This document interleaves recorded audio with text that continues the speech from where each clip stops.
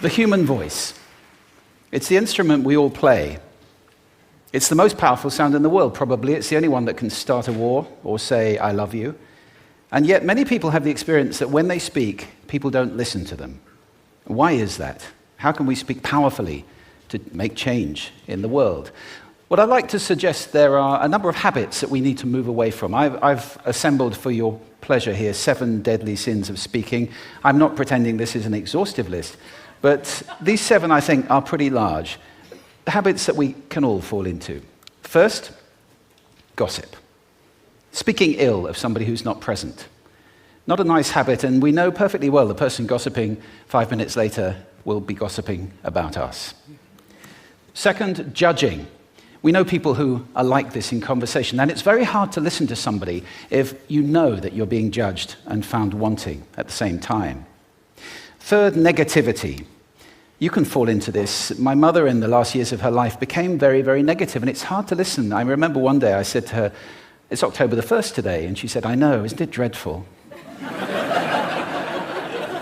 It's hard to listen when somebody's that negative. And another form of negativity, complaining. Well, this is the national art of the UK. It's our national sport. We complain about the weather, about sport, about politics, about everything. But actually, complaining is viral misery. It's not spreading sunshine and lightness in the world. Excuses. We've all met this guy. Maybe we've all been this guy. Some people have a blame thrower.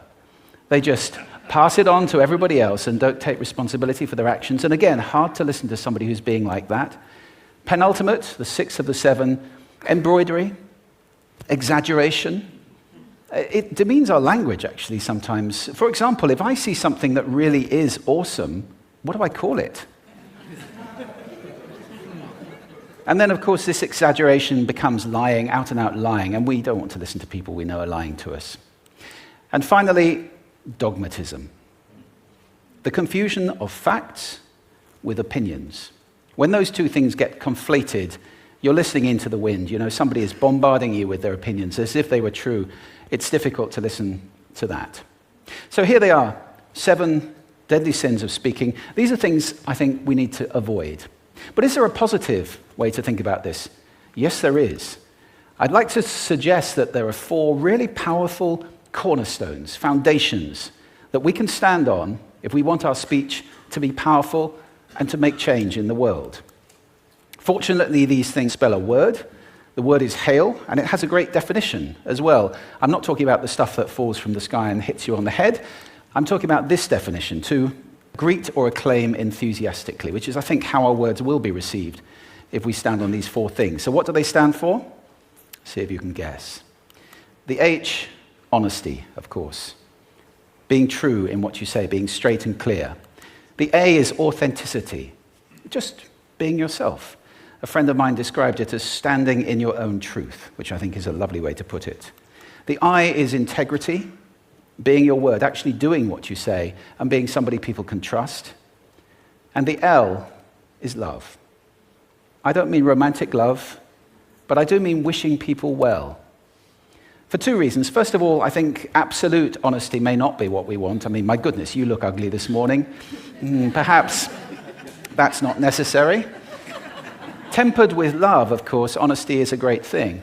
But also, if you're really wishing somebody well, it's very hard to judge them at the same time.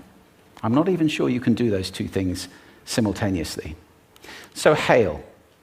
Also, now that's what you say, and it's like the old song, it is what you say, it's also the way that you say it. You have an amazing toolbox. This instrument is incredible, and yet this is a toolbox that very few people have ever opened. I'd like to have a little rummage in there with you now, and just pull a few tools out that you might like to take away and play with, which will increase the power of your speaking. Register, for example. Now, falsetto register may not be very useful most of the time, but there's a register in between. I'm not going to get very technical about this for any of you who are voice coaches. You can locate your voice, however. So if I talk up here in my nose, you can hear the difference. If I go down here in my throat, which is where most of us speak from most of the time, but if you want weight, you need to go down here to the chest. You hear the difference? We vote for politicians with lower voices. It's true, because we associate depth with power and with authority. That's register. And we have timbre. It's the way your voice feels. Again, the research shows that we prefer voices which are rich, smooth, warm, like hot chocolate.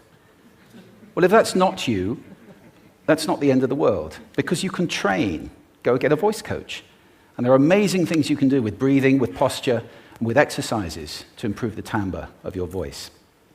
Then prosody. I love prosody. This is the sing-song, the meta-language that we use in order to impart meaning. It's route one for meaning in conversation.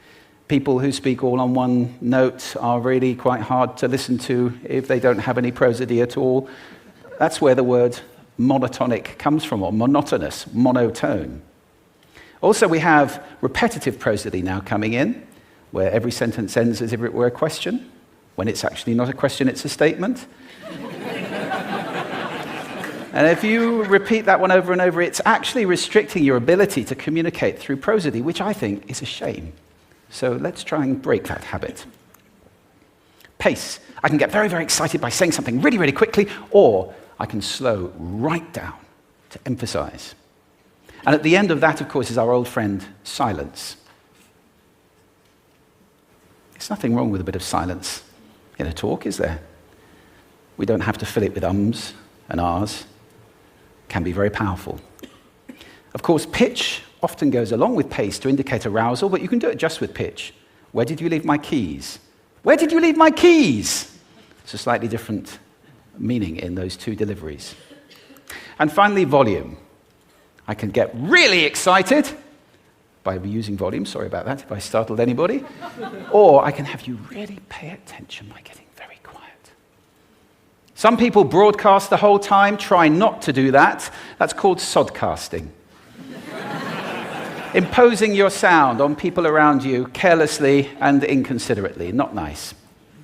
Of course, where this all comes into play most of all is when you've got something really important to do. It might be standing on a stage like this and giving a talk to people. It might be proposing marriage, asking for a raise, a wedding speech, whatever it is.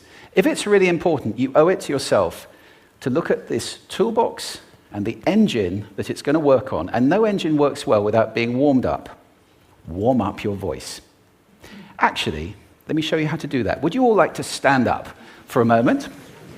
I'm going to show you the 6 vocal warm-up exercises that I do before every talk I ever do. Anytime you're going to talk to anybody important, do these. First, arms up, deep breath in, and sigh out, like that. One more time. Very good. Now we're going to warm up our lips, and we're going to go bop, bop, bop, bop, bop, bop, bop, bop. Very good. And now, just like when you were a kid. Now your lips should be coming alive. We're going to do the tongue next with exaggerated la, la, la, la, la, la, la, la, la. Beautiful. You're getting really good at this. And then roll an R. That's like champagne for the tongue. Finally, and if I can only do one, the pros call this the siren. It's really good. It starts with we and goes to or. The we is high, the or is low. So you go wee, or, wee. Fantastic. Give yourselves a round of applause. Take a seat. Thank you. Next time you speak, do those in advance. Now, let me just put this in context to close. This is a serious point here.